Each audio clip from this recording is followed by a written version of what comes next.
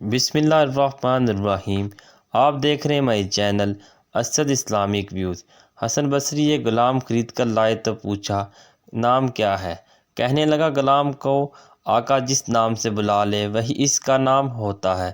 غلام کا کوئی ذاتی نام نہیں ہوتا، ہر خریدنے والا اپنے ذوق کے نام رکھ لیتا ہے۔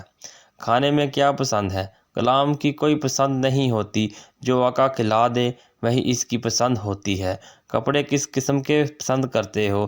جو مالک پہنا دے وہی غلام کی پسند ہوتی ہے۔ امام حسن بصری رحمۃ اللہ علیہ کی آنکھوں سے آنسوں کی جڑی لگ گئی۔ فرمایا باخدا تو نے ہمیں رب کی بندگی سکھا دی، جا آج سے تو آزاد ہے۔ اگر کبھی زندگی میں ایسی تکلیفوں سے گزروں جن کا کبھی گمان بھی نہ کیا ہو تو اطمینان رکھنا کہ اللہ تمہیں راحتیں بھی ایسی ہی عطا کرے گا جن کا کبھی خیال بھی دل میں نہ گزرا ہوگا۔